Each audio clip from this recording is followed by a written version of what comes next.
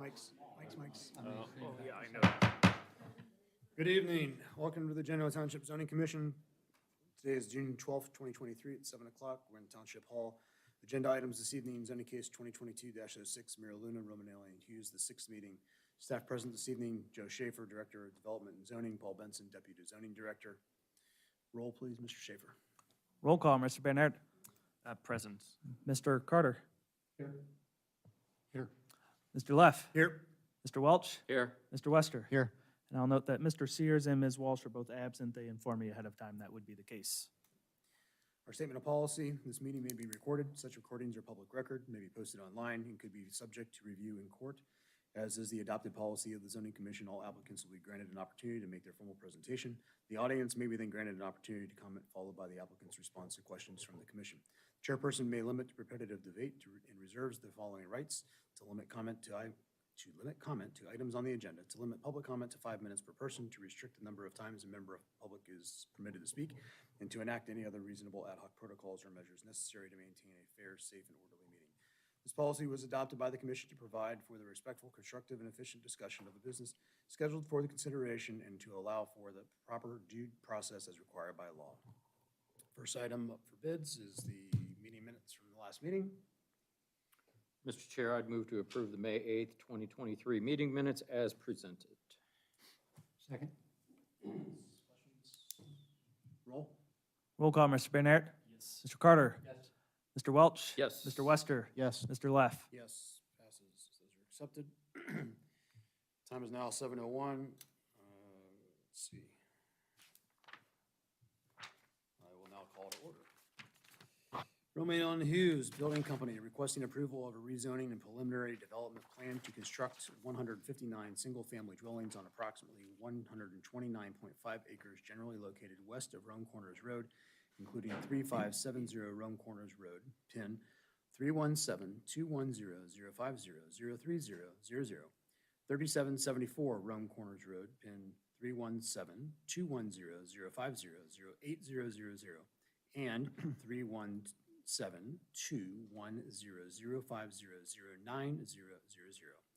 3912 Rome Corners Road, PIN 317-210-050-09001, and 3990 Rome Corners Road, PIN 317-210-050-10000. Currently zoned rural residential RR, seeking rezoning to planned residential district PRD, also known as Mira Luna, ZC case 2022-06. This is continued from May 8th, 2023. Anybody speaking tonight, thinking they're going to be speaking tonight, please rise.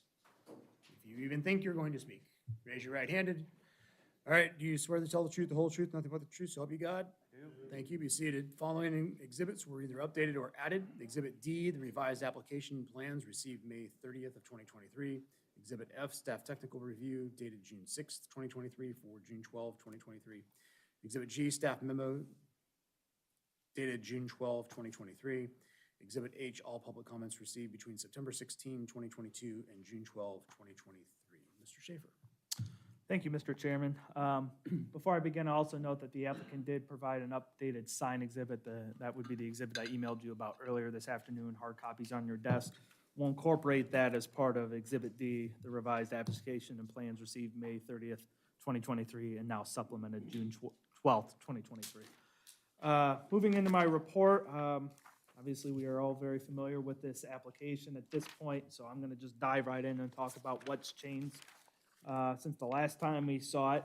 At a very fundamental level, the plan is substantially similar to the general overall layout that you saw previously. Yes, there have been some revisions to it, but in terms of sort of what they're looking to do, where the streets are located, all of that stuff, it's fundamentally similar. But what are the changes? Great question. So the number of proposed dwellings has decreased again by 7 homes. So we are now down to, I believe it's 159. The memo was incorrect there. So we've gone from 166 to 159. This has also reduced the number of the proposed net density figure from 1.614 down to 1.546.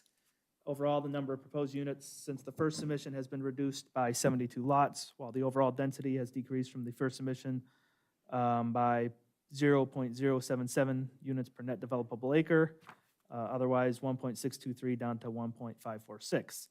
Lot placements have been adjusted so that the majority of lots do not back up to any other lot except for those which are near intersections. This has resulted in several other revisions to the plan, including open space has been revised, resulting in a larger terminus park and an additional swath of open non-park land behind lots 20 through 24 in sub-area B. The stormwater basin in the southwest portion of the track has been moved to the north side of Road G. The path network layout has been adjusted to the western end of the site. The divergence request pertaining to driveway setbacks from intersections is no longer being requested as compliance is not being proposed. And measurements for all proposed signage have been provided. And as I noted, they provided us an updated exhibit that demonstrates compliance for the Terminus Park sign earlier today. So the breakdown, sub-area A, we're looking at 83 patio homes, sub-area B, 76 traditional single-family homes. And then when you look at that in the phases, phase 1 would be 53 homes, 27 of which would be the empty nester product, 26 of which would be the traditional single-family product. Phase 2 would be 47 homes, 23 of which would be the empty nester product, and 24 of which would be the traditional single-family product. Phase 2, I'll also note, is they're also proposing to construct the path networks on the western end of the site now as part of Phase 2. And then Phase 3 would be 59 homes, with the breakdown being 33 of the empty nester lots and 26 of the traditional single-family lots. The table within the memorandum has been updated just to reflect the new unit counts, the new densities. The new proposed open space, it's increased slightly. It was 50.1% of the site. It's now up to 50.53% of the site, which equates out to 65.44 acres. Moving ahead, I know sewer service was a big talking point during the last meeting. Memo of understanding from the representative of 6551 and 6443 Lewis Center Road, aka Worley, has been provided in the materials. Staff has also been informed by the applicant that the Hales at 6560 Plum Road are not willing to sign an MOU, but may be willing to attend the hearing and testify that they are willing to permit the sewer contingent upon final design of the project. I'm sure the applicant will be able to speak more to that issue. And again, the property isn't owned by the individual named Worley. They're just the authorized representative for the owner of the property. The required tree survey has been provided, which reflects the current site layout. Of the 7,534 trees surveyed on the site, approximately 4,776 will be retained, i.e. approximately 63.39%. 2,758 are to be removed, 112 of which are ash trees, and 153 of which are in poor condition. Let's see. The item that was highlighted on page 6 of 8 of the memo regarding signage, as I said, is no longer applicable. They've revised the sign area to show that the Terminus Park sign will be below the 20 square foot threshold for that sign. I've already noted that the divergence request regarding intersection setbacks has been removed. Page 7 and 8 in the memo, again, the comment number 1 under item C can be struck due to the updated sign exhibit that was provided today.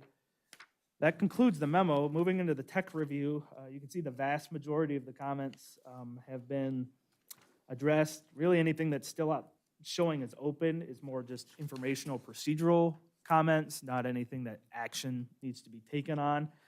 At this point, the only outstanding comment, I think, was, again, the one pertaining to signage, which, as I've now said 2 or 3 times, is no longer an issue.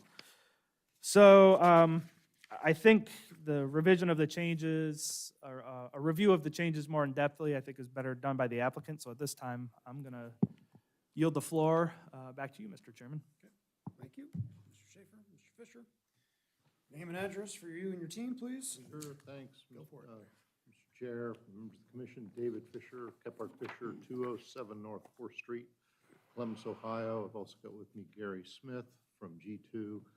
and Jim Olin from Brunelli and Hughes, and Representative EMH&T here is with us tonight. So to the extent there are specific engineering questions, he's here to answer those for you.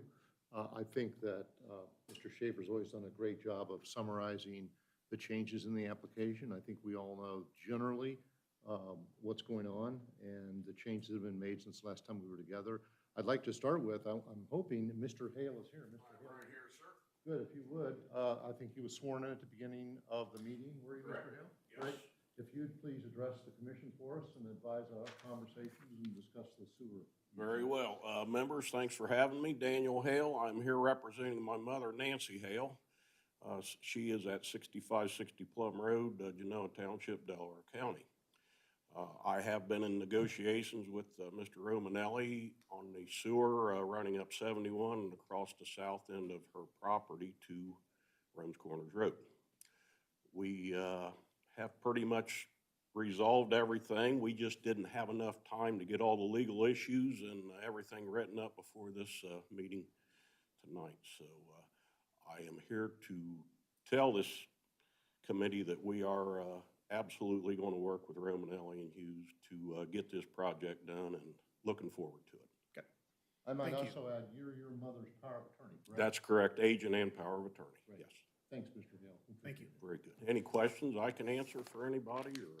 We might come back to you in a little bit, but we're going to get through the presentation. and we'll Very good. go. Thank you. Thank you. So we've lost some lots. As Mr. Schaefer mentioned, our density is now at 1.55, which is coincidentally 0.65 less than what we would be otherwise permitted in planned residential development with conservation development standards. I think I mentioned to you the last time we were together, I've been up here on a lot of zonings over a number of years, and I know I've tried and others have tried to get a development done with conservation standards. And I stand to be corrected, but I think this is the first one that has ever gotten to the point where we were able to accomplish that. So am I correct on that, Jim? I'm not sure. I'd have to think about it. Yeah, Okay. thanks. I Yeah. I think so. Yeah, If okay. there was any, maybe one more, but it Yeah. was a tough hurdle and we got Yeah, okay. over it and we're Done a great appreciated. job. We have eliminated all the divergences. I think we started up with 5 or more. We've eliminated all those except some very technical ones that are all driven not by this development, but by your code. The first one being that we think it's fair and equitable to allow us to develop the project under the code in which we applied. So to the extent you would revise your code over the period of development, we would be able to comply with the current code in place. We think that's fair and equitable with all parties. And then the other one, and I know Mr. Schaefer and I have talked about this before, and he mentioned it the last time, your code uses both limiting language and permissive language when it comes to trees around homes. One place it says shall, and one place it says, what's the word, Joe? Is it endeavor, or I forget the I exact believe word. it uses the term guideline. Guidelines. So it's simply a clarifying point that we're going to do our best to comply with that, but we do know with respect to site balancing and getting homes situated on lots that we're not going to be able to comply with that standard if it was a limiting and a restricting standard as opposed to a guideline standard. Mr. Schaefer shared there are tree surveys been updated. Mr. Smith just gave me a note tonight. In addition to those numbers that you have in front of you that were shared with you by Mr. Schaefer's review, there will be an additional 1,505 trees added as a consequence of this development. Some in the open space, some in the buffers, some in the trees, and some on some on the streets and some on lots. So we more than make up for the trees lost through this. And as you know, during the process of development, Mr. Smith and his team have worked hard to preserve tree areas as best we could with some really unique walking paths and bird watching features and those sorts of things to continue to protect and respect the natural environment of the land as it sits today. We've clarified some other things to make sure that we're all in agreement for things like that the cell tower and its access easement don't get counted in our open space or all excluded from it. So we tried to address everything we could. We worked with Mr. Hale and with the owners down on Lewis Center to get the sewer easement across as was requested the last time. Hopefully we've complied with what you were looking for there. There has been some change in the layout to accomplish things such as how many lots back up to other lots. I think, Mr. Carter, that was a comment of yours. We did move the southwestern stormwater pond north from where it was south before. The only other thing I'd point out is we go through and talk about the process we've gone through on the zoning over the months we've been together working on this. All the numbers are sort of skewed because remember, we started off with another big parcel down on Lewis Center Road. All that's gone now. So there's a lot less acreage, but when you talk about density and numbers and lots, those numbers are somewhat skewed because we took all of that out of the equation. So there's been a lot more that's been given up by the developer along the way in terms of trying to accommodate you and the residents of the township to get this accomplished. So with that, I'd like to turn it over to Gary. Gary, if you have any comments about the plan you'd like to go over with, kind of highlight things that are shown differently? Yeah, I mean, I think the major things have really been covered. The best thing, I think, about some of the revisions is we went back, and there were really two things that we tried to accomplish as we went through and revised the document. I mean, the one thing that we heard at the last meeting was it would be nice to remove some of the back-to-back lot situations. And we found some very clean ways to put that together and do that. We gained some open space in the process. And so we were able to open up some of those areas, get more open space, and reduce the amount of lots that we have that are back-to-back, and create some more open space opportunities in that. In doing so, most of the amenities, we didn't really, the three major amenities, we didn't really have to redesign much. We kept all the same features. Everything that we had originally included in the last application, is included in this application as well. The only thing that we did was we changed we repositioned the pavilion in that major, that first entry park as you come in. So we just pulled that a little bit deeper into the open space so we could take advantage of that open space a little bit more.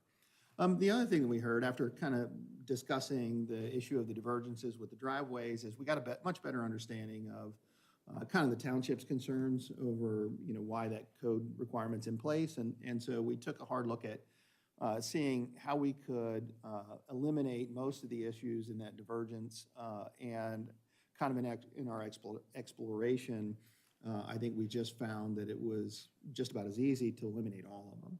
And we did that by making some of the lots wider, so that we could get the driveway all the way over to the one side of the lot, and get it out of that 40-foot zone, or in some cases, put some open space in across from those entry points. So we managed to eliminate all of those divergences now and plan on complying completely with the code requirements for driveway placement and staying outside of that 40-foot safe zone that the township has established through their code. So those were really the two biggest things that we went after when we went back to the drawing board this last time, and hopefully we'll find that you guys appreciate the changes as much as we do, and we're happy to take any questions that you have. That finishes our presentation. Chair? Jim, you got anything? Just one quick other thing to add. I know it's not part of the zoning packet, but one of the comments was talked about just as far as neighbors across from the intersections as from our entrances. And so we've met with them. I've met with them a couple times, both the Rays and the Lows. We put together landscape plans. They're not done. I wanted to have them have time to add or change and to give it some thought, because we're not in a hurry we don't have to have answers today. But I wanted them to take their time, and we're going to go ahead and take care of the neighbors across the street as well. So I just wanted you guys to know. Great. Thank you. All right, public comment. We'll start over here, and I'll work our way across, and we'll go from there. So make sure you state your name and your address when you're up there. Mr. Haley, anything else? Good? Okay. Clint? Clint Warner, 5920 Plum Road. And I'm not going to go through the stuff that's been going on for 4 or 5 months or whatever, but it does not fit the surrounding area.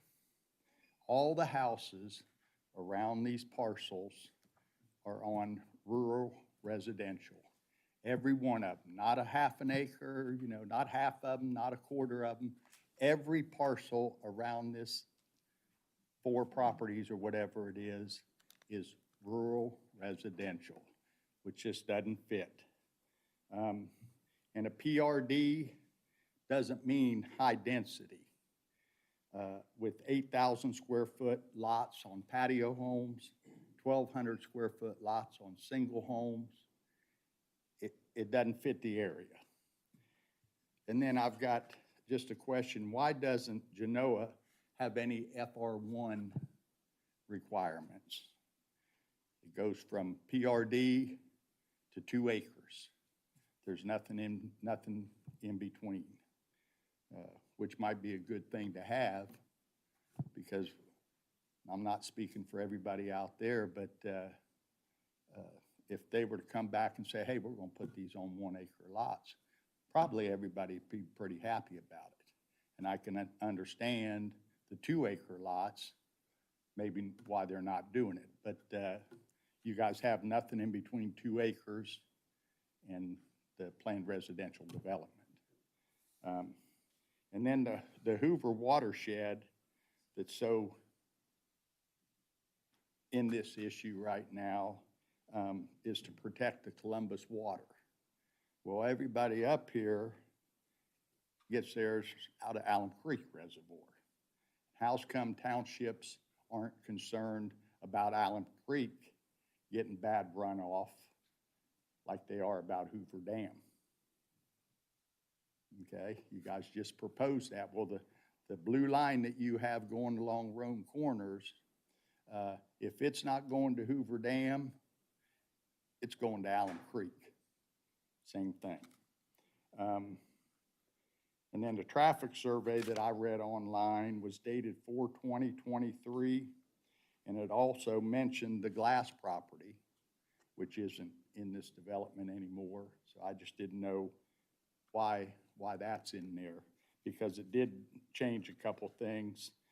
They say that there's going to be 1,778 ins and outs of this neighborhood a day. 1,700 on that 2-lane country road. The sewer, we found out a little more about. The trees, there's hundreds of trees still coming down.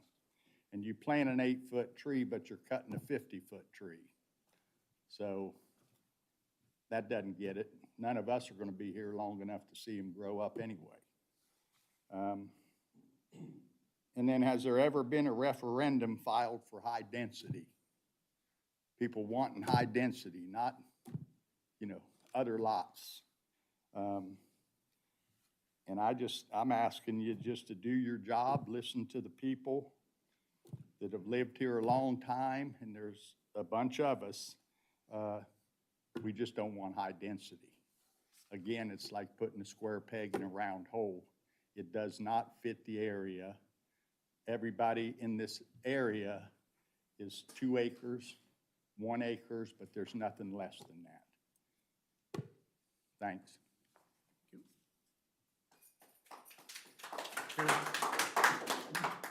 You already have H&T, right? You don't want to? Okay, all right. So we'll just go back. Sure, yep. Hi, my name is Gordon Jansen. I live at 3935 Rome Corners Road. My wife and I moved to this area several years ago. We moved from Westerville. The whole reason that we moved to this part of Genoa Township was because it was semi-rural. We left suburbia. We didn't want suburbia. We wanted larger lots. And the vast majority of the residents, actually every resident that I've talked to, is in favor of keeping it just like it is. Rural residential is correct for this area. I totally agree with the previous gentleman in terms of what fits in the area. Rural residential is perfect. It's why people have moved to this area. I think when you think about Genoa Township as a whole, the vast majority of Genoa Township now has higher density developments. And we don't need all of Genoa Township to have higher density. We need some rural remaining here. That's part of the character of what Genoa Township has been for decades. And I think if we lose properties like this to higher density development, we'll be losing something very precious and something that we can't get back once it is gone. The other issues that are, along with this are very detrimental to the area too. The other gentleman talked about the traffic, the vast amount of traffic that's going to be added to this area. We would have to widen the roads, we would have to have more schools. There's a lot of additional work that needs to be done in terms of infrastructure to prepare for this kind of growth. We're not ready for it. And honestly, I don't want us to be ready for it because rural residential is where we belong. So that's all I have to say.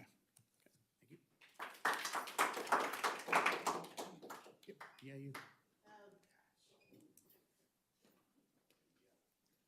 Giddy up. Sandy Young, 7700 Plum Road. I've been here since 1952, so yeah, I'm old. I used to go with Charlie Hale down and take care of the goats when they'd get out of the fence and they'd be in the road. And I'd say, oh, damn it. So I'd go shove them up, try to fix the fence.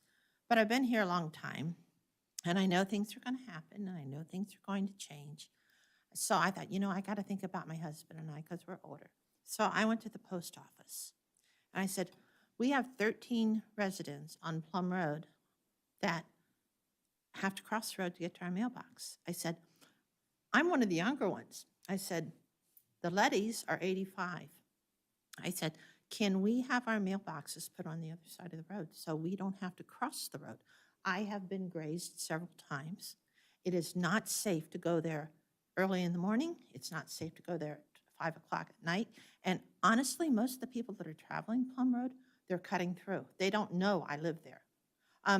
I think I've told you before that I carry my hoe with me sometimes because they won't hit my hoe because they don't want to scratch their car.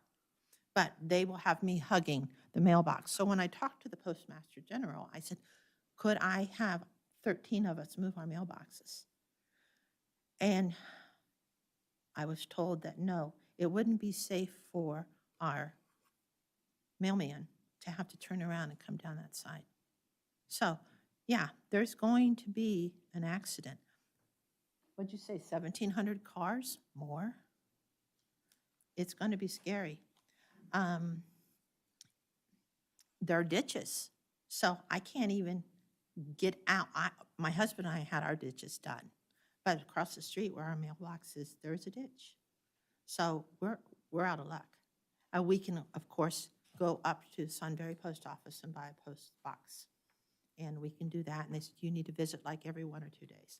That's just a simple thing for just my husband and I. And as far as like what Clint said with the trees, yeah, I'll be long gone when those trees grow to the point that they'll be anything for us.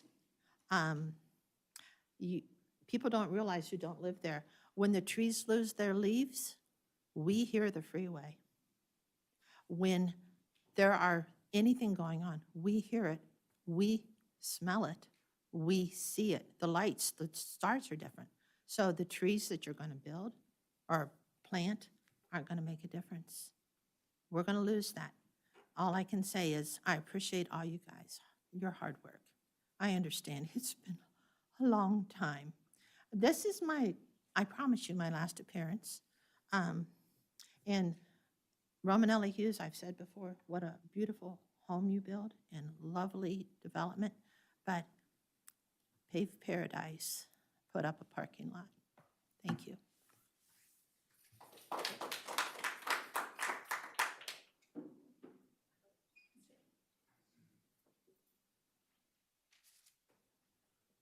Hi, Deborah Tornes, 3922 Shagbark Trail.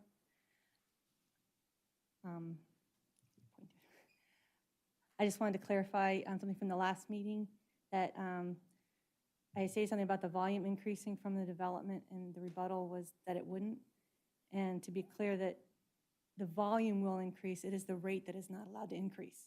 So the volume from all the pavement going down, of course, stormwater will, and that's why you have the retention ponds being built, but you're going to control the outlets.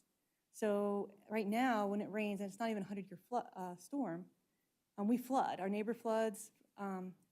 It comes through at a high rate through the creek. And now, instead of flooding for a day, we'll be flooding for 2 or 3 days. So I want to make that clear to that it will affect our properties over there. Thank you. Okay.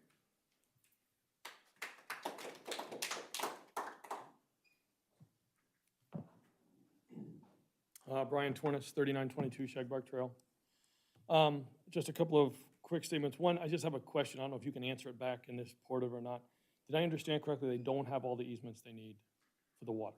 There's still one person that doesn't sign an MOU, is that correct? For sewer. What's that? For sewer. For only. sewer? For sewer only, and that's in process. In process, but there was one person that wouldn't sign the MOU. It's in process. It's in process. But my understanding from the last meeting was come with the easements and before we even, there's no need to have this discussion until those are in place. From that standpoint. The other thing, just to follow up on this gentleman's comment about why aren't we protecting Alum Creek? For those who don't know, City of Columbus, actually, when they're short on Hoover, they actually pump water from Alum Creek over to Hoover is how they cover it. So there's no reason that we shouldn't have the same protections for Alum Creek that Hoover has there. And then again, I guess I'll just echo just kind of a follow-up statement to the last meeting as well. I think you, Mr. Carter, mentioned to us, be careful what we wish for. I think you ask anybody behind me here, we've been living with rural residential for us, it's been 10 years, for her it's 50-some years, 60-some years. I think we're all willing to take that gamble at this point in time, I think is what we're saying. Thank you. Thank you. Next row behind.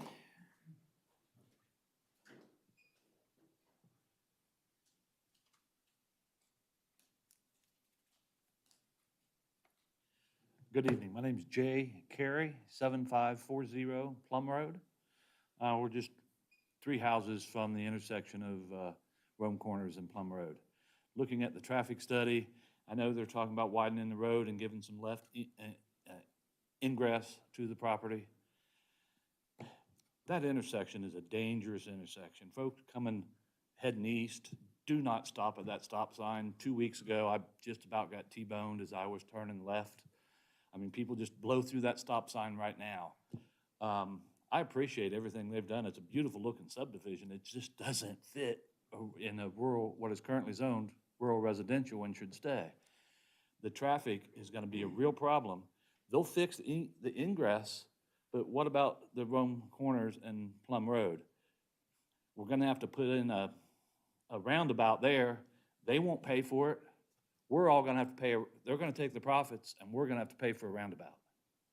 The taxpayers are, because it's going to happen. We're putting one in at, Lewis Center and Worthington. It's going to be just as bad there. We're going to pay for a roundabout. Just a few weeks ago, was it 2 weeks ago? We all got our warning from Delco Water. There's not enough water. You can't water your plants. The infrastructure, I'm so concerned what this is going to do to the infrastructure of this area. Traffic, water. They can't handle what they have now, and now we're going to add another 159 homes. Traffic is bad. The schools. Also, I'm concerned about the internet. Finally got good, I can stream. Well, it's starting to get bugs. We're going to add another 159 homes in this area. I'm not going to be able to stream video. The quality of life for all of us, all of the rural residential homes that surround this property, our quality of life is going to be worse for this subdivision. In how many ways did I just list? 4 or 5 ways. We're taking the hit and they're taking the profits. It doesn't seem right. You guys can do something about it. Please do, because if not, we will have to. The people of this area spoke when someone else tried to put in high density in Berkshire Township. Just in May, or just earlier this year, in February, they voted, and they voted it down. Listen to the people so we don't have to go through that. Because I guarantee you, we will. It's our quality of life that's going to be very adversely affected. And we're just not going to sit there and let it happen. So you guys can do that for us. I hope you take that step. Thank you. Okay, going across. Third person back? Nope. All right, across the aisle.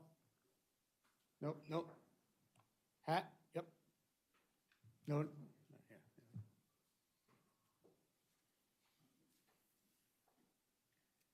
Yeah. Randy Rocky, 7503 Linder Way. I also own property on Rome Corners, across the street from this. I have questions, and I don't know if you can answer. You can ask questions, directly. we'll write them down, and then we'll. Okay. We'll see how we Well, do. my question is, this development, the way I understand it, and correct me if I'm wrong, this development could not go in if the comprehensive plan were what it was in 2019. Is that correct?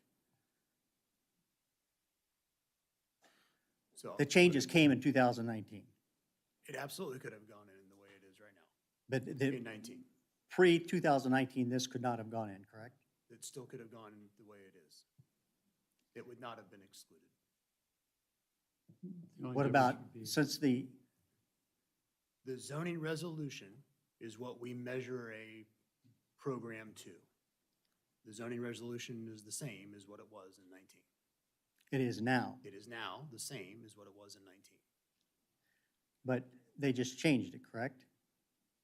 The township, the trustees just changed it last meeting, I believe, back to where it was The pre-2019. zoning resolution numbers have been changed now back to what the comprehensive plan items were. So the lower number, but those, and then reference back to the comp plan. But the resolution has been the same up until this most recent change. But what they just changed, this would be too high a density for what they just voted on, correct?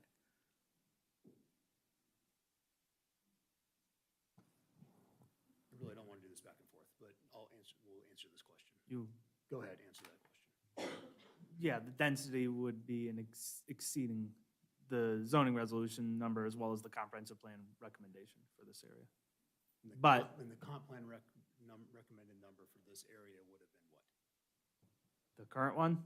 Right now, if it were Oh submitted gosh, you would today. think I'd remember that after all the meetings. I want to say 1.35. 1.35. 135. And this is we're- 1.54. And we're 154. 1.54. So it would have been a divergence over above that, from a 135 to 154. So we all do not want it. I mean, you get that. All the people who live around here, we do not want this higher density. And the township trustees just changed it again, right? Because they don't want it. So why would you want to vote to change it? I mean, it would put you guys back in the same category as the two trustees that changed it back in 2019 on their own. Because from what I understand, maybe I'm wrong, but I understand that the zoning commission did not want them to change it. And the two of the trustees changed it anyway. And no one seems to know, at least I haven't gotten The any information as resolution to why it was The changed. resolution was not changed in 2019. But the comprehensive plan was changed. Comp plan it was harmonized, so it was the right number, but the zoning resolution has not changed. I just want to make that clear. It was never changed in 2019. Okay. But the way the trustees just changed it, this subdivision could not go in. It could go in, they asked for a divergence, then we would look at the divergence. But it's higher density, this is higher density than what the new plan is. Yes, but they get to submit under the old one, because when they submitted their plan. I get that. It was on the old Because two resolution. trustees went out on their own. No, and that changed it. resolution did not change. It's been the same resolution up until this past vote to change the resolution. It's been the same resolution for a lot of years. So, okay, May I comment? no, keep going. Well, again, my point is that the trustees changed it back. They got voted in based off of they wanted Genoa Township to be back the way it was. And that's what they ran on. They ran on bringing Genoa Township back to the way it was previous. Okay, you do understand that we have to look at their submission on the resolution when it was submitted. You understand that? I get Okay. that. No, I get that. Okay. We I can't understand ta- that we cannot because, take- we cannot well, my take point today's is, resolution you- into account. I understand that, Okay. because by law, you have to. So, but you understand that these trustees were voted in by their constituents because we wanted it back the way it was, so that this could not go in. So the type of things could not go in. Yet they filed for it before the change, because I think they knew the change was coming. My point is, you know what the people want. You know what it was before, had two trustees, for some reason changed it. Now it's changed back. So everybody knows what the people want. So if you vote to change this, it puts you back in the same category as the other two trustees. So, but, Your time is up, sir. Okay. Please go sit down. Thank you.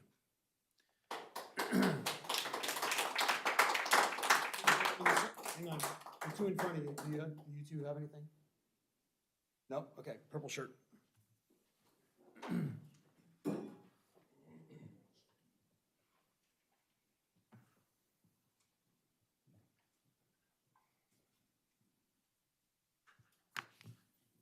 My name's Chuck Lau. I live 3635 Rome Corners Road. I'd like to address 3 points with this plan. First is zoning approval. The Ohio Revised Code, Section 519.021, for plan development regulations states, the planned unit development shall further the process and the purpose of promoting the general welfare of the public. As proposed, this plan doesn't improve traffic safety. Therefore, it's in violation of the welfare clause. ORC 519.11, zoning plan to be submitted to the electors. Majority vote required for approval. Said if a zoning resolution is adopted by the Board of the Township Trustees, the board shall cause the question of whether or not the proposed plan of zoning shall be put into effect, shall be submitted to the electors. I could go on and read the whole thing, but I won't bore you with that. The bottom line is when this density increase was approved by the trustees, the plan was never submitted to the voters to be approved. Since it wasn't submitted, does this invalidate their change? If so, the requested grandfather clause is moot, should not be allowed. The second point, drinking water protection. As Clint had stated, Alum Creek is the primary source of the Delco water system for the eastern half of Delaware County. It also provides water for Westerville and Columbus. The Ralph Scott Water Treatment Plant draws 6 million gallons per day of water from this. The density in Region 4, the planning is 1.1 to 1.35 houses per acre to protect the Hoover watershed. The requested higher density for the Mira Luna, which is in Region 5, will increase water runoff, the potential for pollution, and does nothing to protect the Alum Creek Reservoir. Region 5 should have the same maximum density as Region 4 to protect the Alum Creek Reservoir and provide the same level of drinking water protection to Alum as it does to Hoover. Traffic safety. Table 22 of the Delaware County Engineers Traffic Study projects 830 vehicles. I know it was said 1,700.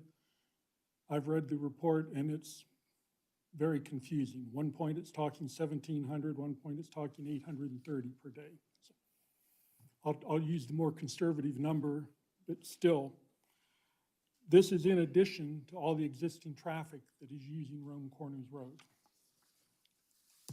Delaware County Engineers Office cites the need for 225-foot left turn lanes to enter Mira Luna at a minimum. However, the Delaware County Engineers Office does not commit to this and states in the report it may require all of Rome Corners to be 3 lanes between Lewis Center and Plum Roads. This would require the taking of non-Mira Luna property to do this because Mira Luna doesn't have all the properties there. Indirectly, the Delaware County Engineers Office report supports what the residents are saying, that the density is too great, the traffic is too much.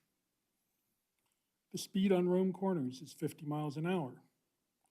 The location of the Romanelli and Hughes Roads A and H, the northern and southern entrances to Mariluna, adversely impact the means of access for the existing residents' houses, making entering the existing house driveways more difficult. The existing landowners driveways should have the same protection as Mariluna. Romanelli and Hughes schematic drawing indicates Road A is a 3-lane road at the intersection of Rome Corners, whereas Road H is a 2-lane. No statement as to why the difference. On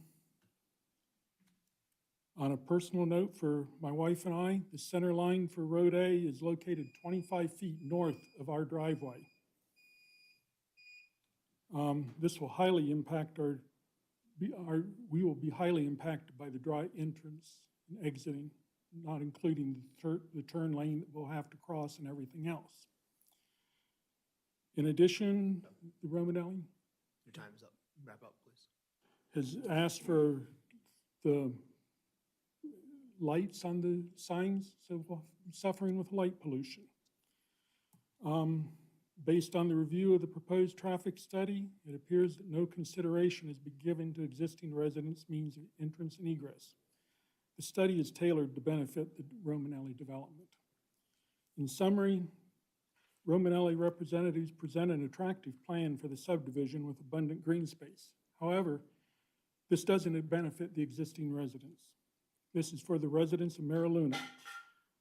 The Alum Creek watershed will be subject to potential increase in contamination. Existing landowners will be subject to a loss of lifestyle and increased traffic. It's just going to make it harder. Thoughts on that?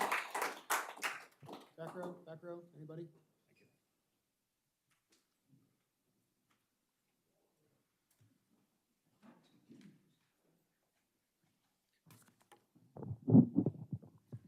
My name's Charlie Conrad. I live on 3728 Rome Corners Road.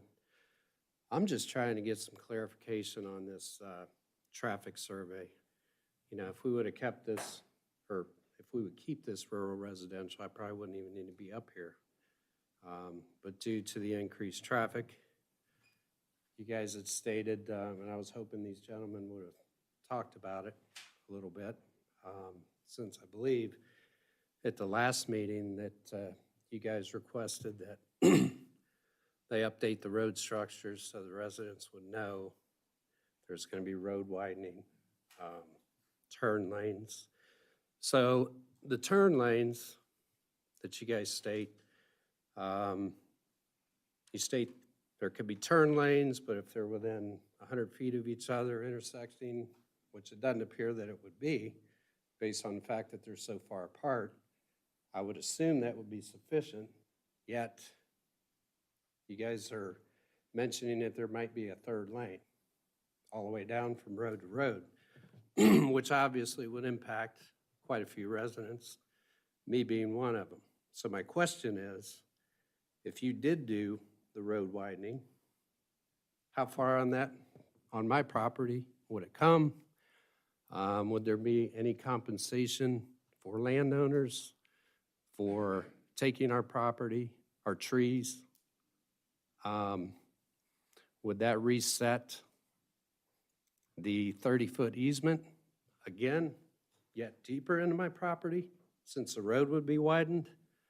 You know, there's a lot of questions on that. You guys are coming up right to the back of my property, yet I might have to give up more in the front. So it's a lot of unanswered questions.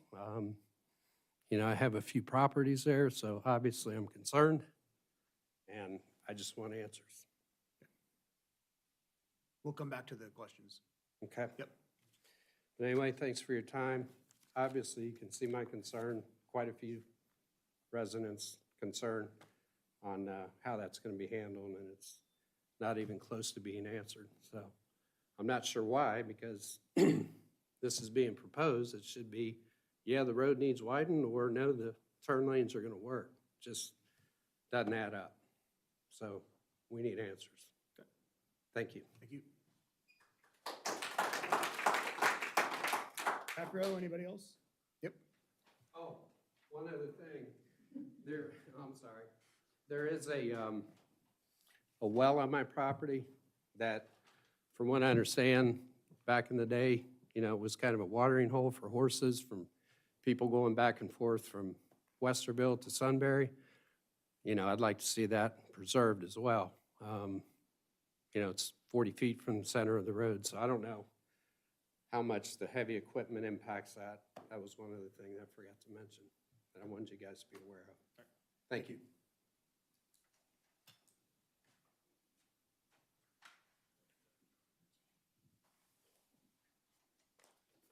Good evening. My name is Janet Walko. I live at 4054 Rome Corners. I have a lot of the same concerns everyone else does. Lived on the road for 48 years. I feel like if the sewers are not approved now, why are we even here? The water restrictions, if we're already limiting water and damaging the watershed and all that, why would we add more to it? Last summer, we had some electrical blackouts. More houses are going to add to that. The traffic and the crime. We recently got a letter from the police chief about crime in Highland Lakes with auto theft and theft from inside the cars, and he said,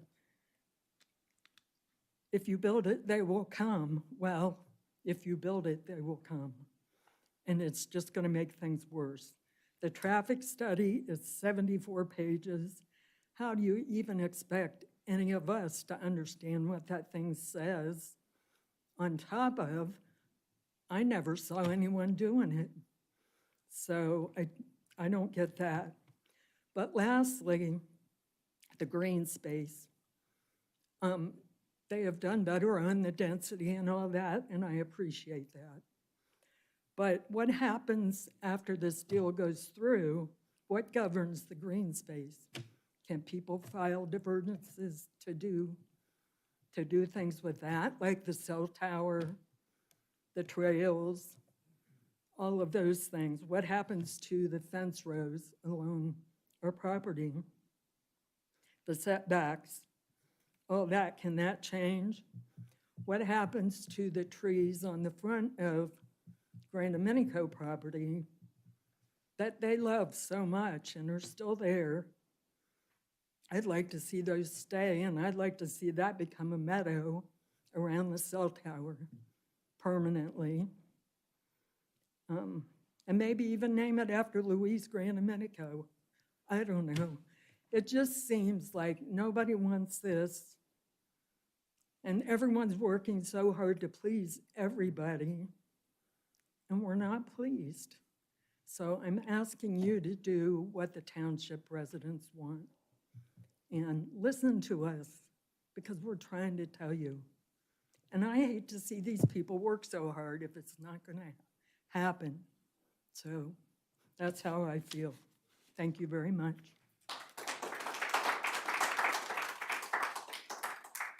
Anybody else in the back row on this side? Yep.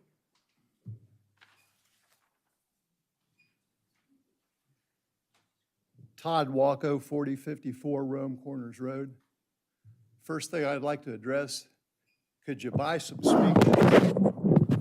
speakers that work a little better? Because we really can't hear you back here. I've been to 100 of these damn meetings. Now, my hearing's not as good as it used to be, but it doesn't take much to upgrade this.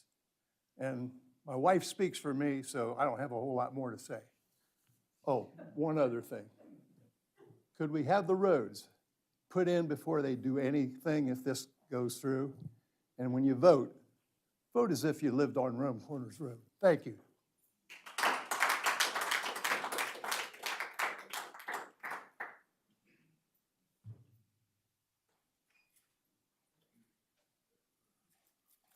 walked in a little bit late, so if I'm redundant, please accept my apology. So you weren't My sworn name's in? Steve Pinkston. Hang on, Steve, you weren't I'm- sworn in? I'm sorry? You were not sworn in then? I'm Were sorry? you sworn in? No, Raise your right hand. You swear to tell the truth, the whole truth, nothing but the truth, so help you God. I do. Thank you. Your Thank name you. and your address, please. Sorry about that. My name's Steve Pinkston. I live on Plum Road. I'm not exactly sure what's been said, so I'll just kind of generalize it. I could tell you, I've been here for 20-some years, and I came out here for what we live, the way we live, our lifestyle. The bottom line is, that's emotion, and, I think that's challenging for you guys to make decisions based upon emotion. Facts of the matter are, this doesn't fit the area that we live, the area that all these people invested their lives in and their savings and raising their kids. We hope you take into consideration that the expectations of the residents expect you to represent us and make a decision based upon how the residents feel and see their future. This is a challenge. I can tell you by living on Plum Road that we contend with a lot of traffic. Right there at Plum and 3Bs is a challenge for a school bus to make a turn at this point, let alone however many more residents that's going to add. Another thing, you probably were aware that there has been a referendum recently in Berkshire Township. The residents spoke pretty clearly on what they want there as far as high density is concerned. So we hope that you'll see what the residents expect of you or hope of you. I don't know what your role is as far as what you're hired to do. Represent the residents or represent Delaware County, the developers? I'm not sure what that is. That's an interesting question from my standpoint. I'd like to hear that from you guys as far as what the expectations of your job description is, so to speak. So, but I'm I'm a Genoa Township resident, and I hope you don't do this. So, thanks for your time. Steve, sorry. Can I get a house number? Steve, I'm sorry. Sir, can I get a house number for Plum Road address? Steve, what was your Plum Road address? House number. House number. I can't hear him. 5956. Okay, thank you.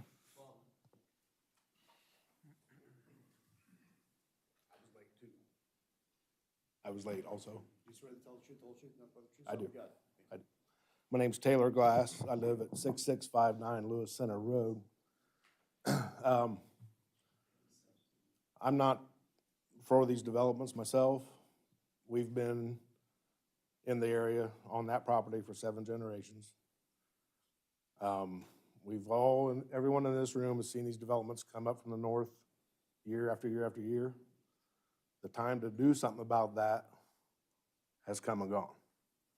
If there's a development going to go happen here, it's kind of in my backyard also. Romanelli and Hughes is the one to have it. They build the best, in my opinion, the best looking subdivision out there. I build subdivisions for my living, and it sucks, but it is what it is. I think the time, I don't remember seeing any of these people at the meeting when the Romanelli got the Worthington Road and Big Walnut. They were there trying to get that passed. I don't recall seeing anybody there.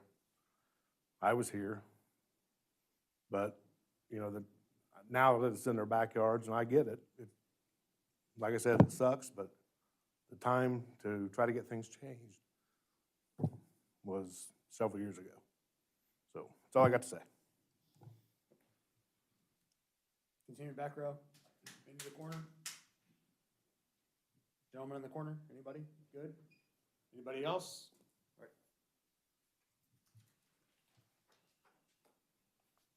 right. Hi, I wasn't here at the beginning either. I'm Casey Wacko. I actually live in Westerville, but my parents, I swear to tell the whole truth and nothing but the truth. So help me God. Thank you. So I'm sorry, your name and your address again? My name is Casey Wacko, 4054 Rome Corners Road. I actually live in Westerville, but I grew up on Rome Corners Road. I spent half my life there. I might end up there again. I've been to several of these meetings. I just want to echo what everyone else said because I think a lot of people have dropped off. I think there's a lot more people that care about this than might be at this meeting tonight. For some of the reasons that other people said, it's hard to see what's happening. It's not condensed in a way that people can really understand. It's very difficult to hear, even for someone that has good hearing. And I think people just give up after a while. But mostly I'm concerned about the traffic. I think the infrastructure, like others have said, is just not there. I don't see how you can do this without a 3-lane road. That affects the properties all up and down Rome Corners. That affects the property values. That affects the way that people live on their properties. The intersection at Plum and Rome Corners is very dangerous. People often drive through that stop sign, like other people have said. The intersection at Lewis Center and Rome Corners is very dangerous. Every time I leave my parents' house, they are concerned about me. Every time they hear a siren, they're worried that it's my family, because we drive through that intersection all the time. I've seen accidents happen there. I've heard from the police that numerous accidents happened there over the last few years. I know that there's construction in the works for that, but who knows when that'll ever happen. I know it's kind of a no man's land as far as how that works. Also, the intersection at Lewis Center and Route 3 is challenging. Don't really like to use that intersection either. So I don't know how 1,778 or 840 ins and outs of a new development is going to help any of those situations. So I feel like the Genoa Township should get their act together with the infrastructure prior to building a development like this. I'm not against a development on that property at all. It's inevitable. But maybe half the houses. You guys are public servants, and I would love for you to serve the public. Everybody that's come to all the meetings that I've been to has told you the same things. They don't agree with this. It's not in line with the neighborhood. It's not in line with the community. And, it doesn't sound like it's not even zoned that way. So listen to your people. Serve your people, please.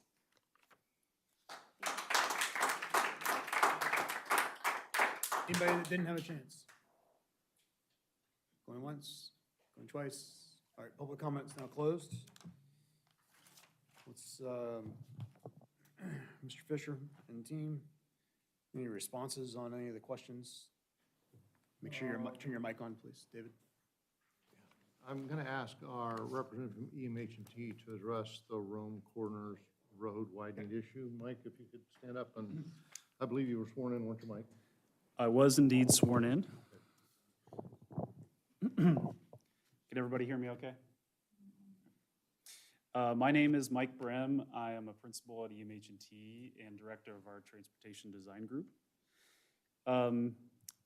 So Jim and his team asked me to look at conceptually the widening that would need to be done on Rome Corners Road to answer some of the questions that the residents have asked. So hopefully this information will provide a little bit more detail on what that widening of Rome Corners might look like. I'm not able to answer detailed questions about the traffic study and number of cars in and out, but taking the recommendations from the traffic study, which again is a 225-foot northbound left turn lane at Road A, and another 225-foot northbound left turn lane at Road H. Taking those recommendations, we put together some concepts for what that widening might look like. And we reviewed those with Mike Love of the Delaware County Engineer's Office, just to make sure that what we would tell you today is consistent with a concept that the county would agree with. Rome Corners Road is pretty narrow today. It's 18 or 19 feet of pavement. To provide 3 lanes in the improved section, each one of those lanes would have to be 11 feet instead of the 9 that's there today. So you're looking at a widening from 18 feet of pavement to about 33 feet of pavement. So just to kind of put that in perspective in terms of the width. We tried to look at the worst case scenario from a right-of-way perspective. What concept would be sort of a worst case test for Rome Corners Road? And one of the things that we worked on with Mike Love was completing the 3-lane section between Road A, and Road H. So the concept we looked at, build a full 3 lanes of pavement on Rome corners between, again, Road H and Road A. North of Road A, the road would taper from 3 lanes back to 2 and tie into the existing pavement before the Plum Road intersection. So I know Delaware County Engineers Office is very familiar with the geometric challenges at Plum and Rome Corners, and has talked about planning for improvements there. This widening would not improve that intersection. And then it would taper similarly on the south, would taper back to the existing section before you get to that next intersection to the south. So again, 3 lanes from A to H, and then north of A tapering back to 2 lanes, south of H tapering back to 2 lanes. We also looked at widening completely on the west side of the road. So things we think about are widening symmetrically about the center line or widening all on one side. So the concept that we put together or analyzed was widening entirely on the west side of the road. So what we did find is that 33-foot pavement section, the full 3 lanes and shifted to the west side, does fit within the existing 60-foot right-of-way. So that's 30 feet from the center line, that all the pavement does fit within that existing right-of-way. Now there's the potential for grading outside of that, and we won't know that until we get into actual survey and detailed design. Things like if we widen the road, there might be a need to rebuild a driveway so that it's a nice gentle slope on the driveway, or for drainage, or for a gentle roadside grade. So there is a potential for some grading outside the right-of-way, but all that pavement fits within the right-of-way with some room to spare. And then, of course, with the 3-lane section, I think particularly from the Delaware County Engineers Office perspective, that does provide essentially a left turn lane at Linder Way on the east side, and could provide some access benefits to curb cuts along the road with more pavement and a left turn lane. So that is what we found in just looking at this conceptually. And like I said, we did review this in some detail with Mike Love at the Delaware County Engineers Office, just to make sure we're on the right track in terms of scope and what their expectations would be. So with that point, yeah, I'd glad to answer any questions about the road widening. Again, this is a concept. Yep. Concept preliminary, there's been no engineering done. No engineering, so that's why I can't answer things like grading, because, there's a lot of different ways. We would work to mitigate that, but not to a point where we would give somebody a bad situation with a steep driveway or whatever. So Rome Corners is owned by Genoa, correct? As far as being a township road or Is it a a county township road road? or a county road? Okay, county road. So who pays for all the widening and all that? Okay. This that's very much project just- would pay for the widening, yep. Okay. Is it safe? Which one of those 2 options do you feel is safer? Because you're going to taper the north and south ends and do the 3 lanes in the middle, or go the whole way. Which one, is it safer to have 3 lanes come up to, for instance, Plum and 5? So corners? I actually don't think that necessarily having 3 lanes at Plum would make it any better, and the reason is because I always think it's challenging when you have a stop sign and you have left and right turn lanes. So that's what you would get. So I think there's no question that as traffic regionally continues to grow, that Delaware County Engineers Office is going to look at improvements to Plum. Somebody mentioned a roundabout, that could be an option. some geometric changes to better align the road north and south would certainly improve safety. I don't think a third lane there would be much of a benefit. And you said it'd be 33 feet wide at the It widest? would be 3 11-foot lanes, and then Delaware County Engineers Office does require a 2-foot paved shoulder. Okay. So from edge to edge, it would be about 35 So feet now of it's- asphalt.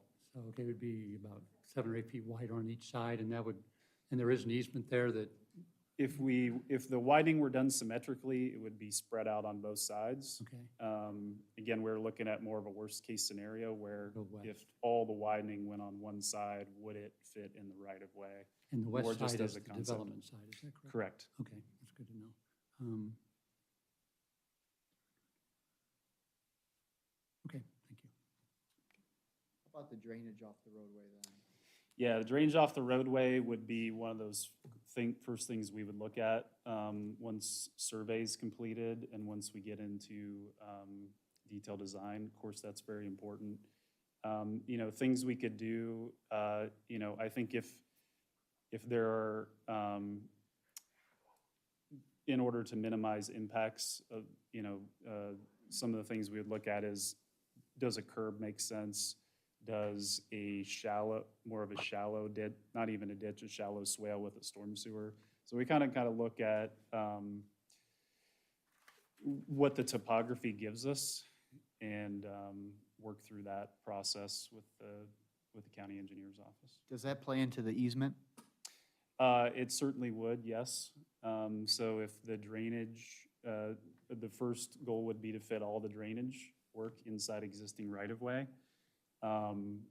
If not, then there may be a discussion to be had about a drainage easement, again, to try to provide that on the private properties, which if we widened on the west side, there would be relatively few in number to give them the best condition that we can.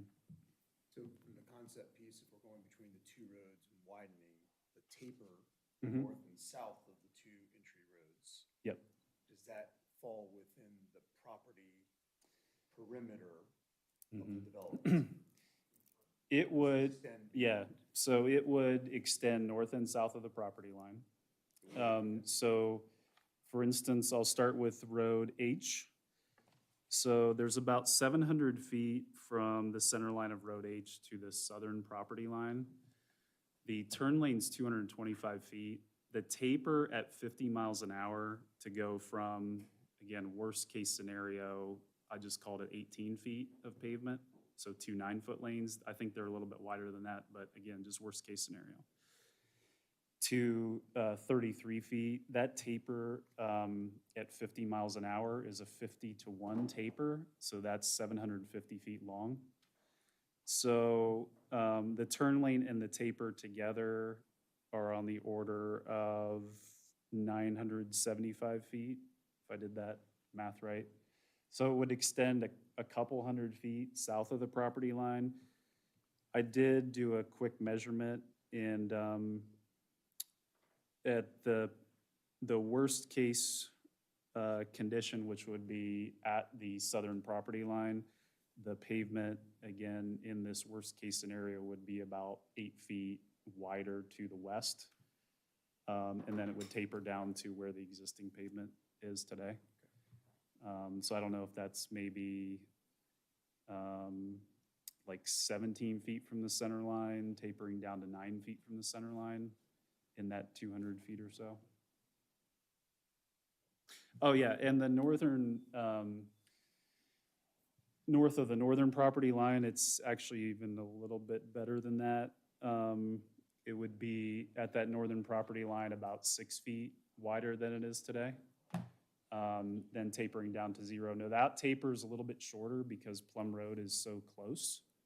Does it And extend all the way to Plum at that point? or is it stops a little bit short of Plum, so that taper is not designed quite to meet a 50 miles an hour, which is reasonable, right? Because you're southbound, you're coming from a stop condition or turning. So if we were to design that at 50 miles an hour, we'd blow through Plum Road and just make a mess.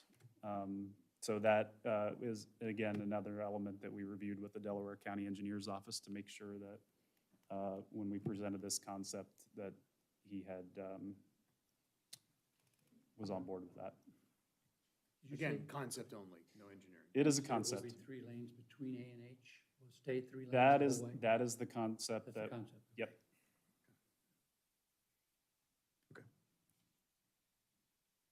Mike, for else for Mike at this point? Thank you. That helps answer questions. All right, you have any more before we go down this Just list? a couple of points. And I hope I don't butcher any names. Ms. Walco asked about things could change later with divergences, like the green space and open space. The answer is no, that can't happen. I mean, this, with a PRD development, this text is the law as it relates to this development. So someone can't come back later and change setbacks. Hang on, you can come back and do a development change request. The HOA could, what's written in rule, once it goes into final, once we approve it and it goes to, if it gets approved, it goes to, and you come back for final and all that other good stuff, but once you build it, that is the final development Right. plan. Right. If when the HOA takes over or during the build, you do have the possibility of asking for a change to the development plan. That is a part of the process. But in this, and that has happened with the one on Tussock. They had the house for the clubhouse, and they asked to change it and tear it down. Okay, so, but you have to go through the entire process. Right, right. Nobody can carte blanche just change Right. what the plan is. What the plan is and what we approve is what the plan's going to be. So the amount of green space, the amount of park, the amount of trees, the signs, everything, the fencing, it has to stay the same as to whatever the plan was that we approved. But, and I agree with you conceptually, however, if you took any green space away, you would then violate correct. the, with conservation standards, so Yes. you'd violate your whole zone. Yes. And the one gentleman, I didn't quite I think it was Chuck Lowe, was it, or Lau, something like that? Yep. He started citing revised code references. The only point I was gonna make is, in chapter 519, there is a clause known as the incontestability clause that says zoning matters after a 2-year period are incontestable. So the question he raised about actions taken by the trustees in the past, as long as those were over 2 years ago, they would be incontestable by law under chapter 519 of the Ohio Revised Code. Other than that, I know most of the comments were about roads, about density, about rural residential versus PRD. Looking back at my notes here, I understand the woman's concerns about the post office. I wish we could help her with that. We're as frustrated with the post office sometimes as everybody else is. Traffic studies are done by engineers and are studied by engineers. We don't have any deal with the Delaware County engineer on traffic studies. He reviews them from a traffic standards manual standpoint, and we must comply. It's a lot of detail. It would be like us bringing in any sort of engineering study for the group to look at, whether it was to build a bridge or something else, that they're engineering comparisons. Engineers with expertise in this area, we make a proposal to the Delaware County engineer. That traffic study probably took 6 months. If you recall, early on, we were waylaid in our discussions with you, awaiting the finalization of the traffic study. And then we had to amend it and revise it each time our plan changed, when we took away the Lewis Center frontage. So I wish I could give everybody more comfort in terms of the understanding of a traffic study, but it'd be like non-engineers reviewing the load limits on a bridge. That it's an engineering concept that runs off of a traffic manual that's respected throughout the state of Ohio. Other comments, I think we've tried to satisfy you with respect to the sanitary sewer comments that you had before. We've tried to satisfy you tonight with respect to the Rome Corners Road widening. We've talked before, there is always a dynamic between the zoning and the final engineering that results in the final development plan. It's just, it's a fact of the way the whole process works. Not our fault, not your fault, it's just the way the process works.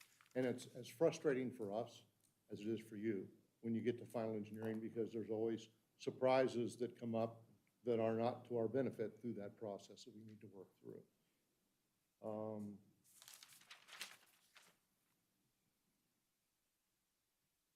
Anybody else on our team have any comments to that? No?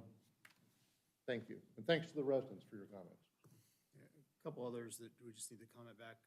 There's a question about why we don't have FR1, doing nothing between RR and PRD. We do, it's suburban residential, and that offers a wide variety of techniques that actually Romanelli has used in the past.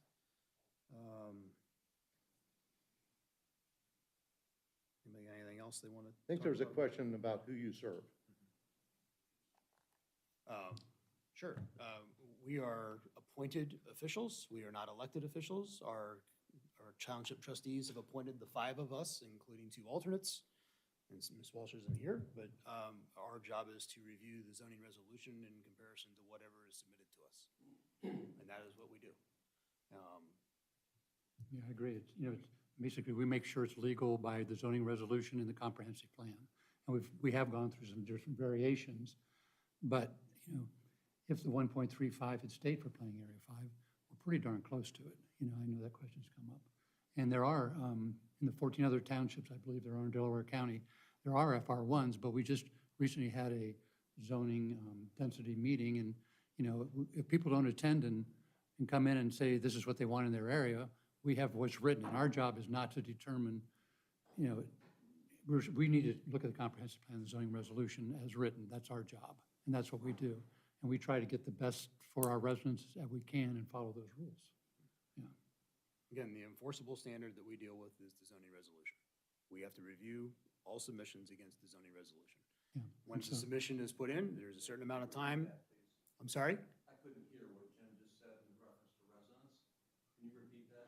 Well, the residents can have an input to the trustees and to the trustees, because they really do the final thing as far as if you want to rewrite the rules, like the gentleman, Mr. Glass said, it's written in the law, in the rules, and that when the developer comes to our township and asks if he can build here, and we show him the rules, and they like here, they're doing their very best to work with everybody. We can't say, no, the residents don't want it. That's not our job. I mean, you can talk to trustees about it. We make recommendations. We don't vote and approve. So our job is to take all of your inputs, all their inputs. Mr. Schaefer goes through all the zoning, and then we try to give our best recommendations. And based on what we've learned over the years, we try to, like this one, it's come a long, long way from the first time you saw it. So. Okay. That was well said. Why, thank you, David. That was well said.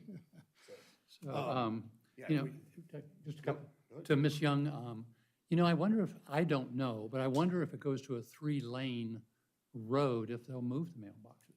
I don't know, because I'm trying to think if there's any 3. She's on Plum now. On Plum, oh, sorry. Okay, but maybe for the rest of the people too.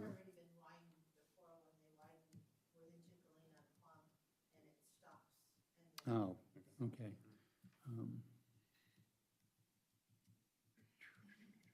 So conceptually, again, this is conceptual, back to the road piece, and we said that if we just widen on the west side, it fits within the easements. When that has been done in the past, how does that easement, what happens? Do they ask for more? Do they then compensate? How does that, how has that worked in the past? Just from, again, conceptual, we're not to final, we don't know what it's gonna look like. So I wasn't a part of these conversations with Mr. Love. Mike was, but as I understand it, our goal is to fit everything within the current easement width. To the extent there are grading issues, yes, you've got to go to the adjoining property owners and negotiate a grading easement with them and compensation for it. This is America. You don't take people's property without paying for it. So when there's an easement that's then used, does the county then come back and ask for additional easement normally, or is that done and it's no longer available? Yeah, the goal would be that this 3-lane section is the new improvement on Rome Corners Road.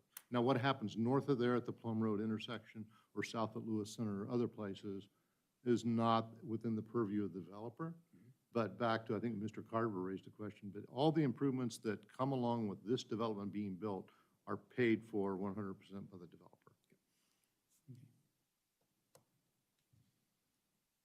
Questions, comments? So I have a question on stormwater management.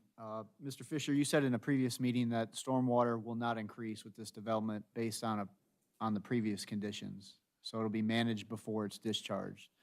There were some questions from the public related to stormwater management. Can you address those today?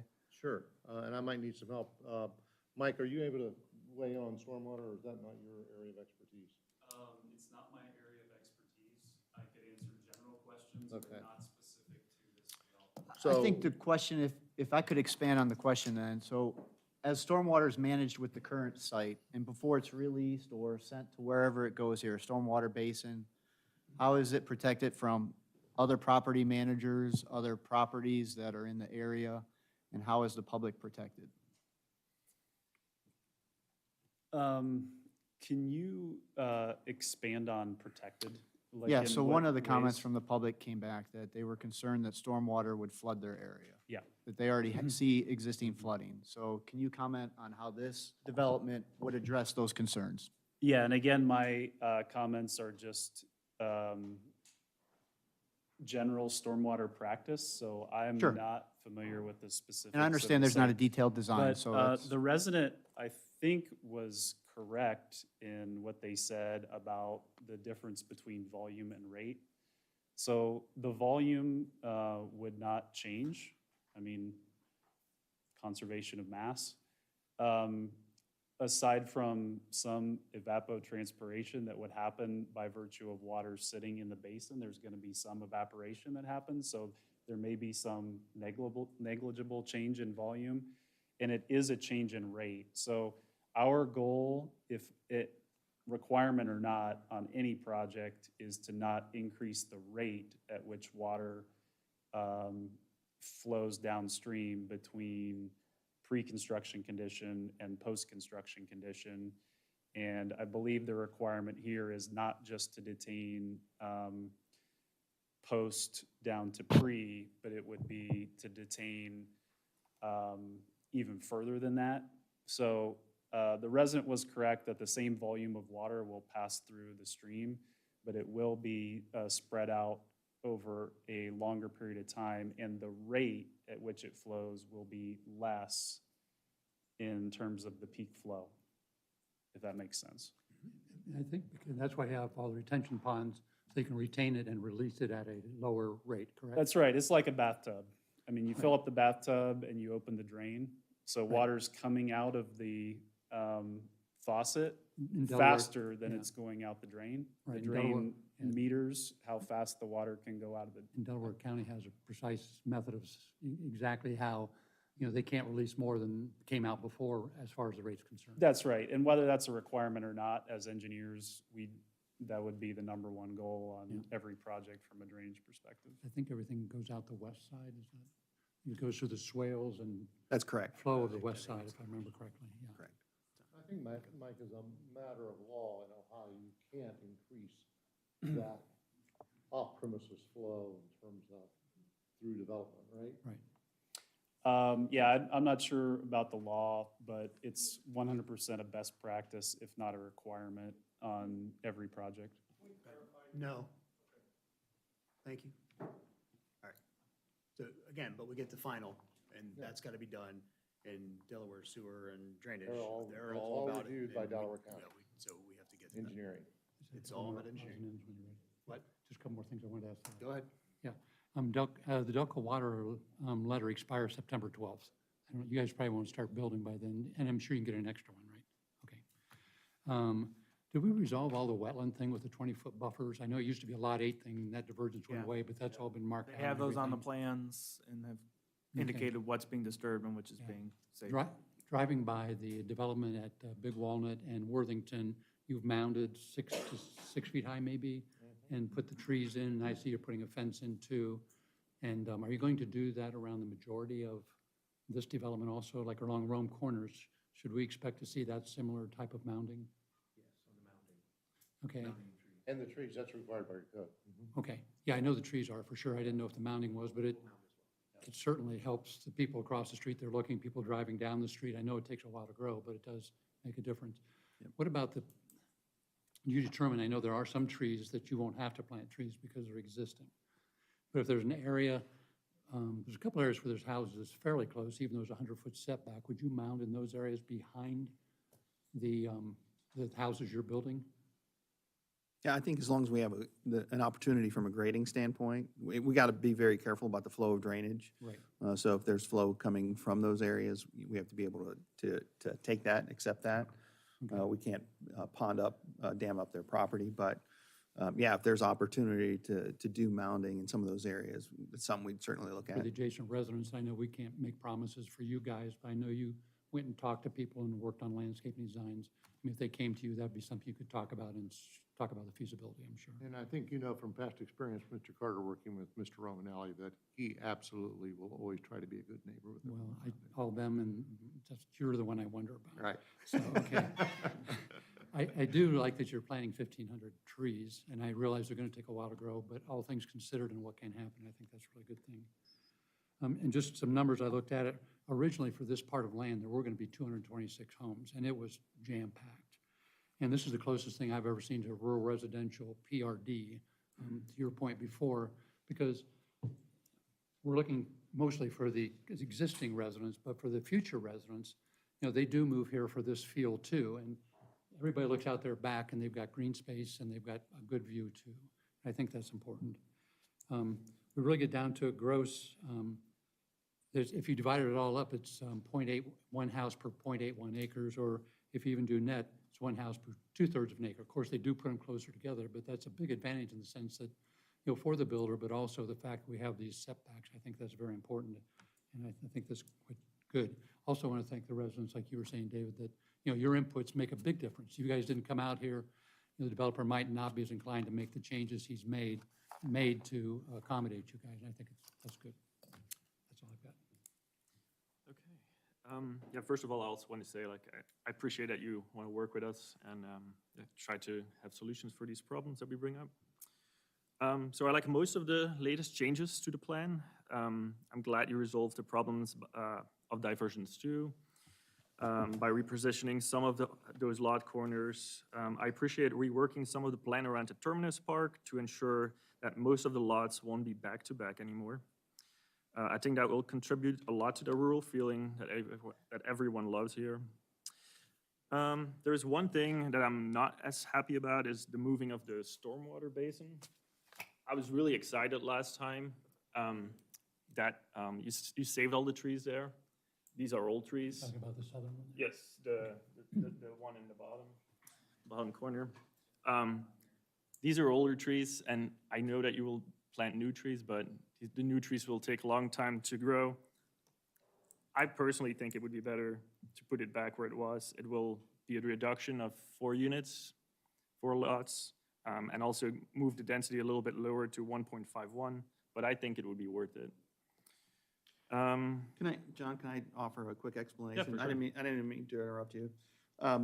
When EMH&T started going through kind of the engineering on that, the issue ultimately is the outlet. So to get that storm sewer under the road, basically that pond would have been too low to outlet. So we had to move it over there to be able to get the stormwater from there to where it needs to go. So it really was, it wasn't something that we said, this is something we want to do.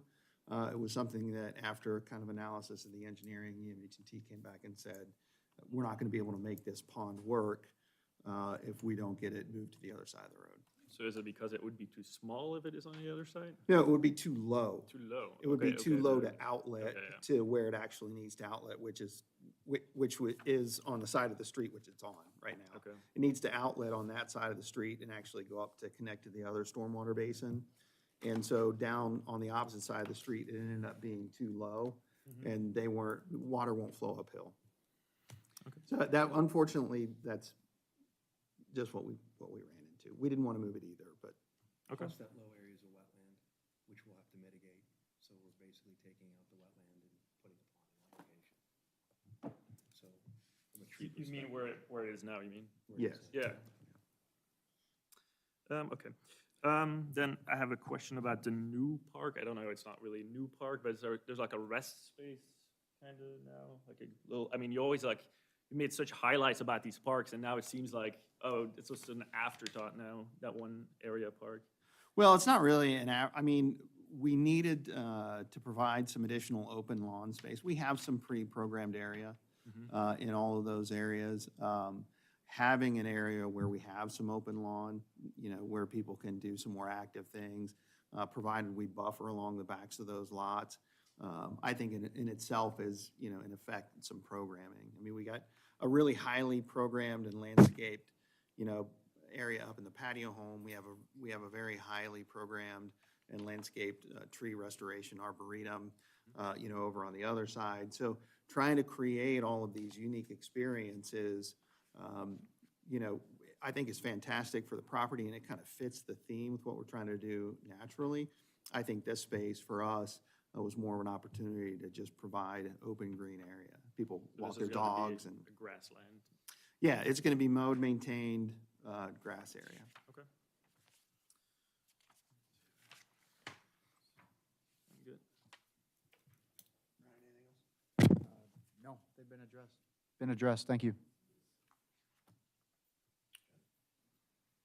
No, I did, well, I say no, yes. Mr. Pinkston, your question about what our role is, I think Mr. Carter answered it well. You know, we're confined to the four corners of the resolution in terms of when an applicant comes before us. And so, as Mr. Carter mentioned, what we do is a recommendation to the Board of Trustees, and ultimately they have the final say. I take that back.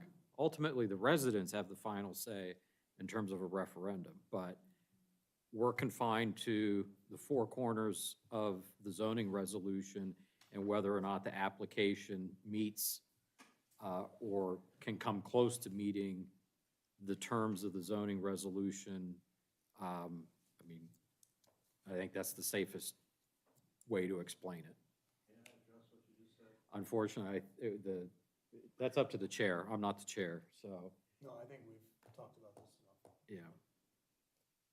But we can certainly talk afterwards if you'd like. Yeah, I just had one point to make, and I understand the protocol.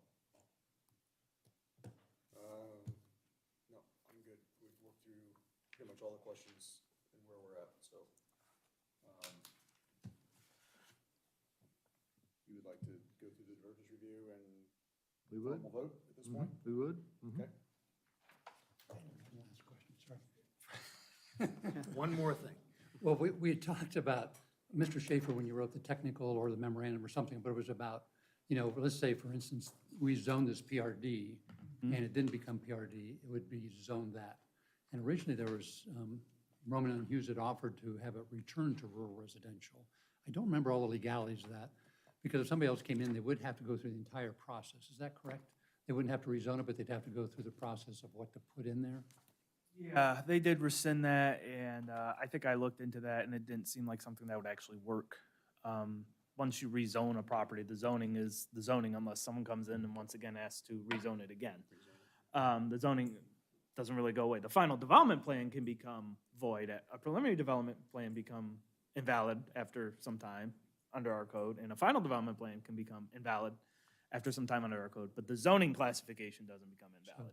So what would happen is, let's say this got approved, the rezoning got approved, for whatever reason, the developer doesn't do the development, the PRD zoning classification would just stay there on the map, nothing would happen on the property, obviously. At some point, let's say the current developer sells to someone else who wants to develop it instead. If they don't want to do the plan that was approved, they have to come back. That's the and safety catch, is they would have Yes. to do that plan unless they came back. Yes, Okay, they've that's always good. have to come back. We had that happen with Galata Highland Lakes. Yeah. Galata Highland Lakes got rezoned, I think, either right before or right during sort of the recession. The original developer didn't do it, sold it, new developer came in, they had to come in, get a final development plan, and now we have Galata Highland Lakes. That's good, thank you very much. Yep. Actually, Mr. Chairman, I had a couple things I was just gonna respond to Good. the residents. Let me say one quick thing real quick. Certainly. So, Steve, tap in. I'm sorry, pardon me. You were gonna have another question. We're not gonna talk about it right now. Hang on. But after we close this hearing, there is an opportunity for public comment. If you have a question general to what we do, then we'll talk about it there. It will not be anything about this hearing, okay? So there is another point after this, okay? Mr. Schaefer. So a lot of the stuff has already been talked about. As far as FR zoning, from what I can tell, that got deleted out of the code in like 30 years ago. I don't know exactly why. My guess is they just felt like it was, with all the development that was coming northward into the area, that 5-acre plus zoning was just not going to work here with sewer and all the annexation threats we're having, so they got rid of it. So that's why we don't have FR zoning. We had it many years ago, don't have it anymore. Someone mentioned the water issue and the sort of water restrictions Delco recently levied. I was at a meeting the other day, a rep from Delco was there. They mentioned it wasn't a volume issue, it was a pressure issue. There wasn't enough pressure in the area to keep up with the demand of everyone watering their lawns because of the drought. Fortunately, there's already a solution currently being constructed for that. There's a new water tower being built in the back corner of the Reserve at Vinmar plan, and the rep from Delco said that'll probably come online in a couple of years. There are three water towers going up simultaneously, and they're planning on doing more. And so right now, Genoa Township is sort of a weak link in the chain when it comes to water pressure, but after this new tower is done, we will actually be one of the stronger areas in the county. So that actually lines up sort of well with this development, because this development probably won't get to the point where they're adding any kind of substantial units, probably for at least a couple of years. So it seems like the two would sync up rather well. And So the water tower going up is the largest one in the entire district. yes, that's the hole I've heard out there that they're digging for the base of this thing is just phenomenally It's a huge. 2 million gallon water tank. Yes, it's gonna be a big one. Yep. As far as, someone mentioned zoning changes and going to the electorate. That portion of the code talks about when a township that doesn't have zoning at all initially adopts zoning for the first time and writes its very first zoning resolution, that zoning resolution has to get submitted to the electorate for it to be approved. That happened in Genoa Township back in like the 50s. So we are very well past that point.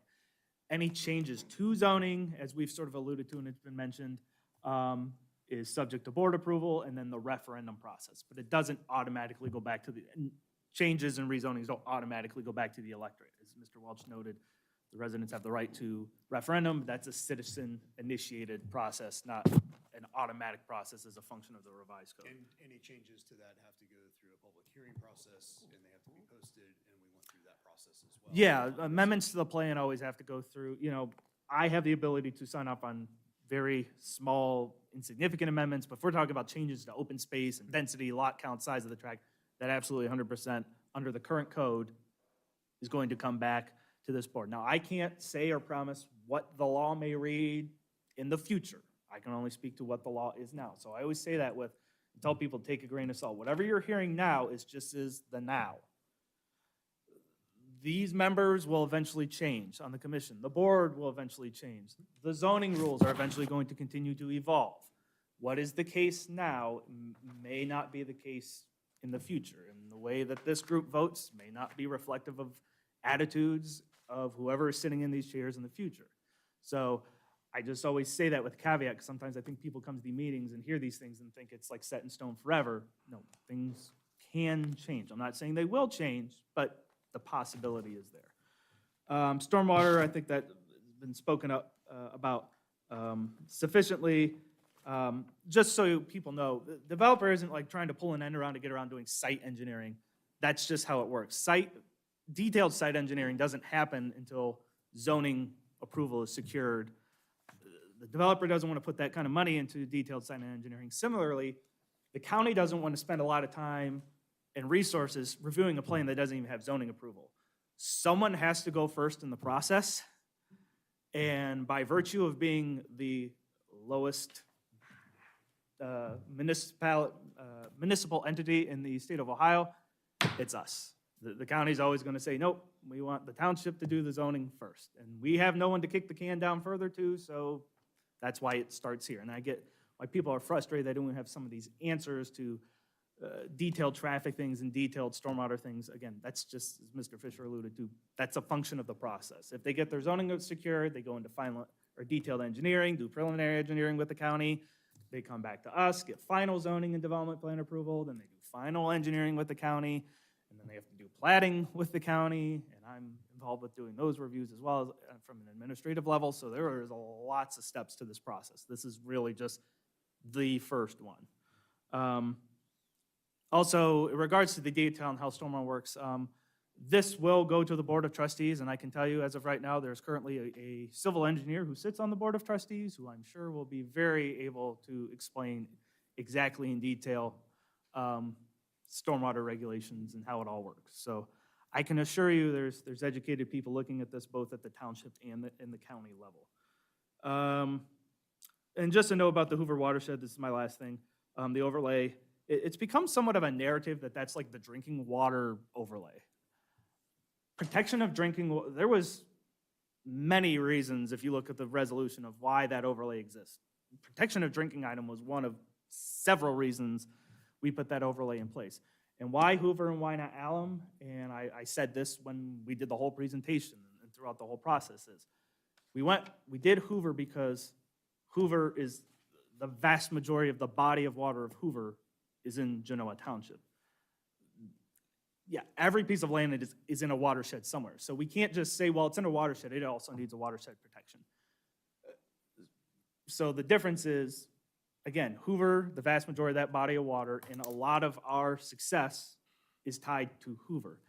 Alum, yes, substantial portion of the township is in the Alum watershed, but the actual body of Alum is, the vast, vast majority of it is not located in Genoa Township. So that was the rationale between Hoover and Alum, and also the Hoover Reservoir watershed covers a lot of area that was more prone to, we were getting development pressures and doesn't have sewer available to all of it. So that was the other thing is, that makes Hoover different than the Alum Reservoir watershed, which pretty much all of the Alum Reservoir watershed either has sewer or has the capability to be serviced by sewer.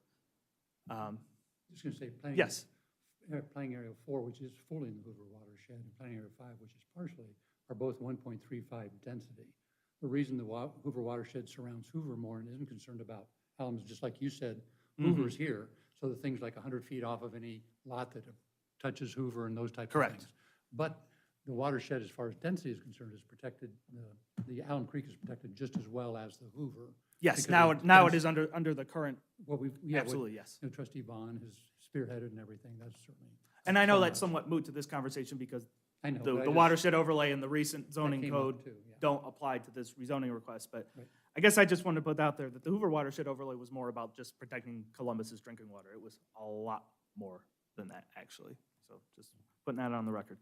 So with that, Mr. Chairman, I'm sure you're ready to move forward with this, so I'll yield.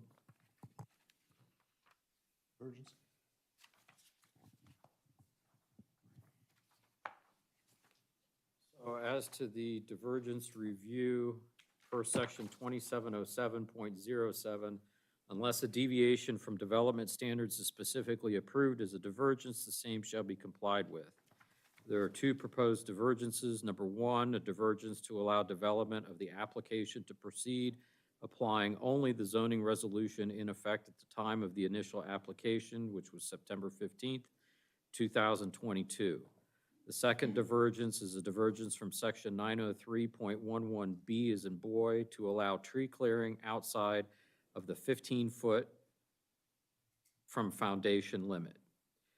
The question is, do these divergences promote or not have an adverse impact? And I would propose B, the health, safety, morals, and general welfare of the present and future inhabitants of Genoa Township.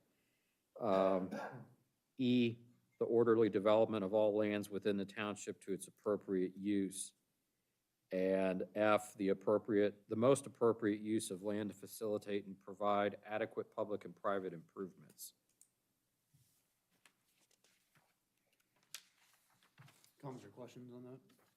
I think we've talked about it all. It's, the first one is, we pretty much have to allow them to do what they apply. We can't change rules after they, make their application. And the 15-foot thing is a good thing for PRD because it helps the drainage and everything. I'm completely satisfied with those. I don't think they have any bad impact on anything. Anything else? So, Okay. Do I have a motion from anybody then? So yes, Mr. Chair, I would move to approve the divergence review. No, that's fine. Just do the go to the map amendment?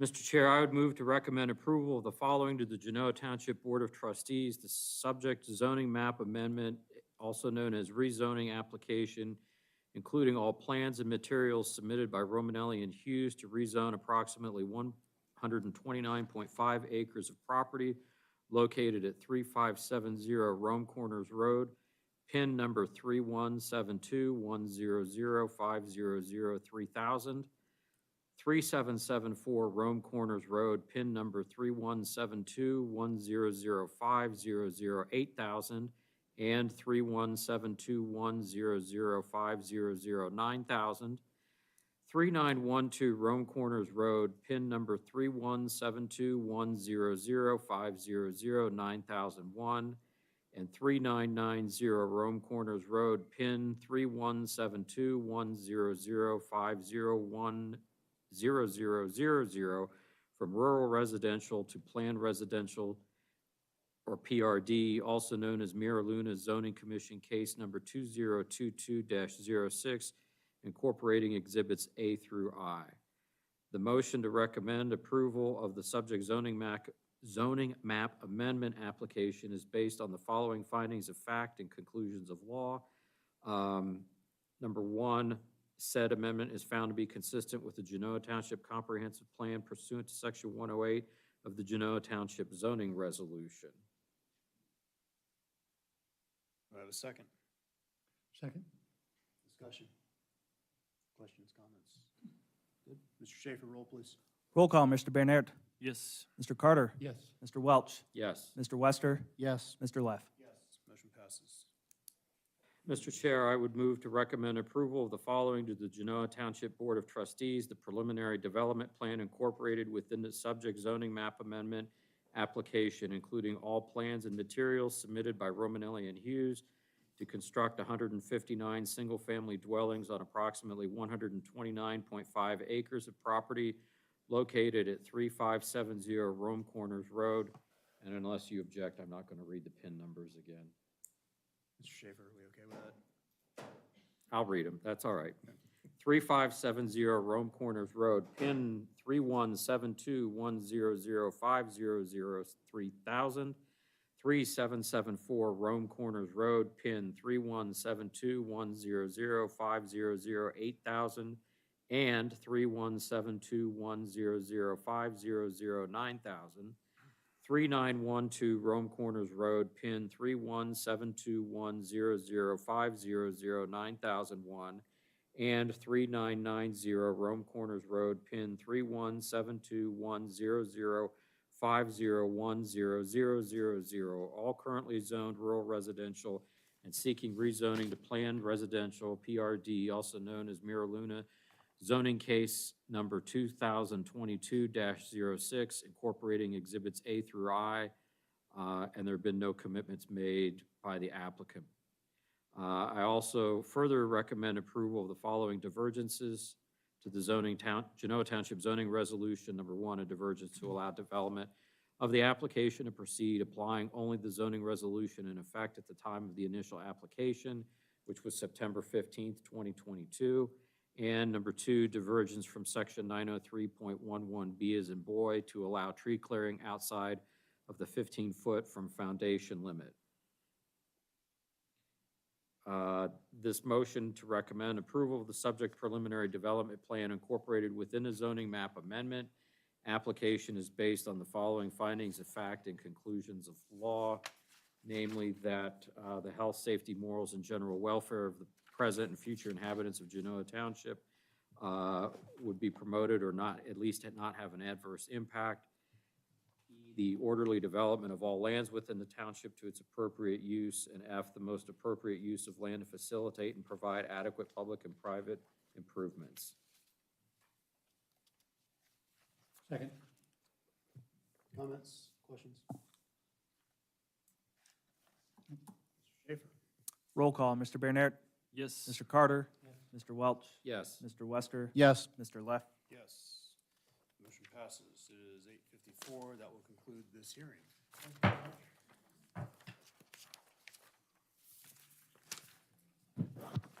right.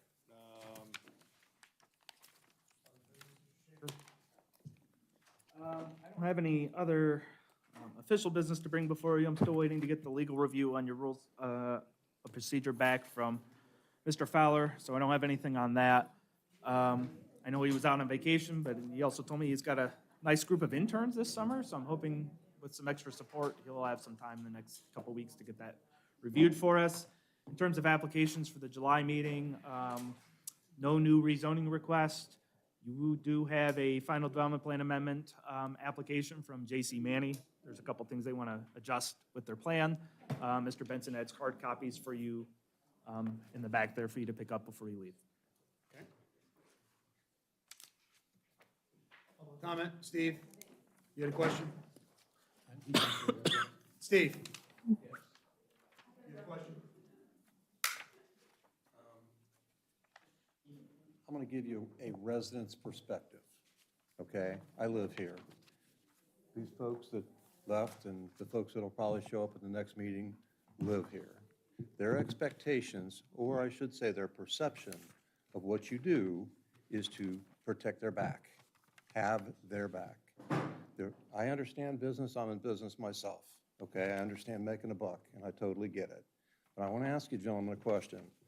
How many zoning categories are available for the property in question here? How many different zoning categories are available? Rural residential, suburban residential? Well, no. Is it, what? Suburban or residential is only in Area 1. How many different zoning things do we have? That's not, okay, Yes, so there, we have, yes, you're right, SR is only available in Plan Area 1, all right. So My point to you is rural multiple. residential, PRD, planned community facility, About it, really, because the community has expressed they don't want to see commercial industrial beyond where it currently is. And we don't have suburban residential, as Mr. Bernier alluded to, for this. So, I mean, our districts are rural residential, suburban residential, PRD, community business, planned community business, light industrial, planned industrial district, and the planned community facilities district. So plus let's the narrow, property. let's narrow that down just a little bit. How many residential zoning categories Rural would there be? residential and PRD. For this But- area, just two. Area. In this area. Our comprehensive plan is written so that we don't get to choose. I mean, it's written as rural residential or PRD with a certain density. Jim, I beg to differ with you with what you just said. Okay. Okay, you said you don't get to choose. In my opinion, from a perspective of a resident, that's your job. That is precisely what you're there for. That's not our job. Our job I is to understand that it's review, not. our job is to take an application and review it to the resolution and make a recommendation to the trustees. That is only our job. But if you're So- truly concerned. You kind of took the words out of my mouth. Okay. I totally agree with what Okay. you just said. Yep. But my point is, if you're a resident here Mhm. and you look at this plan, and I understand making money, I totally get it. I'm going to throw something here, sorry. I understand that. Does that fit this neighborhood? Does that fit this area? Is this what you, if that's your neighbor, is that what you want here? And your neighbors put you in the positions that you're in? Would you vote with the neighbors, or would you vote with the developer that's proposing a zoning amendment, and there's more than one choice? Why couldn't a zoning board turn right around and recommend, hey, this doesn't work for the neighborhood? Just as your trustees did a couple of months back at a development on Route 3, which frankly surprised me, because there's plenty of traffic on Route 3. Rome Corners there's nowhere near this structure for this. And how are you going to widen the road at Plum and Rome Corners when you don't own the land? Yes, sir. Yeah, I live on a rural residential on Hoover, and I have 30 acres behind me, and it's PRD. You know, and I know that's what's allowed to go in there. I know that, and they follow the density recommendations, and I realize that. And I realize I can't say, well, I want a rural residential guy to come in here, because there isn't one, and the person who owns the land does have a right to develop it. Absolutely. And I so totally I agree. can't say, But when it affects your neighbors, well, it that's when affected me, I'm the neighbor too, I mean, it's right past my driveway. then you have the right to say, hey, wait a minute, this is going to affect me. And again, and no threats involved here. I'm disappointed that we can't take this as the perspective or perspective of the neighborhood, exactly what this area looks like and what it's going to look like when this is done. That's the change. The residents, somebody mentioned it, they do have the last say, so to speak. You know what that last say cost? I just did it. It's really, really pricey, very expensive. And the residents' perspective is that's your job. That's your job to stop that. Make us spend $30,000 to protect our neighborhood is your job, not ours. We can take it to a vote, and that's fully intending on where it's going to go. But the bottom line is, it's been proven several times. Berlin Township did it 6 years ago. It was a dominant showing. This recent one was 75%. I mean, it's going to be the same. People don't move out here to live in a neighborhood. They just don't, unless, of course, the neighborhood exists. You mentioned earlier that things are going to change. It's not going to look like this. It's not going to look. The reason it changes is because zoning boards fold, and they say, okay, that's the reason they change. If you don't fold, it turns into neighborhoods like what happened on Africa Road. You know, that, I got you. This is it. This is the only thing we can do. What you're asking is for us to make a judgment call on something that is not in here, what it looks like or anything else. Yep. Okay? That's not for the 5 of these people to decide. Well, you see, I think This is the rules. and there's The ru- confusion there. Well, but Because I think the rules are- residents but think- the rules are written a certain way, okay? Yeah. And the rules were just changed. So this is the new rules that we now get to govern Yep. to. But We this just is changed- it. This is what we have to look at. I got We you. changed the densities, and I don't know if you attended that meeting or not, but, you know, we just changed the densities just 2 months ago to get them back to where it was reasonable for the township, and would have affected this slightly had they not sent, you know, bought the property under the old rules. Got in a little Which bit- they get to do. was So my grandfathered or point whatever. being is, if you want to change it, you can. We don't have a choice. Like Mr. Leff No. said, no, we did not fold. We followed the rules, and we got, you know, I think this board got this development to look pretty darn good to where it was from before. You know, I mean, it was, in this space, there were 226 houses, and there was 40% green space. Now there's 159, and the green space is used beautifully. The trees are retained. I mean, I'm just saying it, you're making it sound simple. No. But it's don't- not. And I don't mean it And to we be. don't have the choice to do that. But We- you- Nobody came in, a developer came in and said, hey, I want to do rural residential. That'd be great, he could do that, we didn't have to come in front of the board. But nobody did. We're all grown adults. It's just an argument, it's a conversation. But I just okay? want you But- correct, you have some incorrect information. Pardon me? You have some incorrect information. Perception. Maybe I have incorrect perception.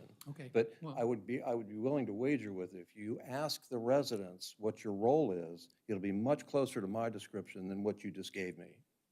And when you say that this is drastically changed, this was strategically changed by these gentlemen here, and I hand my hat to them as far as that's concerned. I would have done the same thing. Do you think that they really believed they were going to get the first one bought? Not a chance. And they knew that. And But you they don't know that. strategically worked Yeah. it, and I totally get that. You know, I respect, I mean, I do. I grew up on a farm of 250 acres, and every ounce of it is covered with houses now in Stark County. And so I appreciate what you're saying. Honestly, the folks that the residents should be upset with are your neighbors, like the property owners.